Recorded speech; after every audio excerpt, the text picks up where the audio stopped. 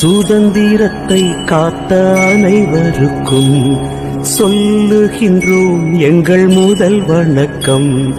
தாயின் மணிக்கொடி சொல்லுது ஜெய் ஹிந்த். தாயகம் கத்திட தன்னலம் போக்கிட சொல்லுது ஜெய் ஹிந்த். அன்பே உருவான இறைவா, எமது தாய் திருநாட்டின் சுதந்திர தினத்திற்காய், அன்னை மரியாளின் விண்ணேற்பு பெருவிழாவிற்காய் நன்றியப்பா.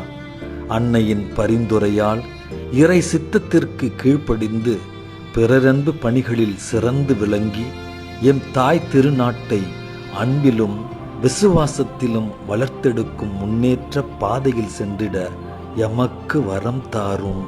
ஆமென்.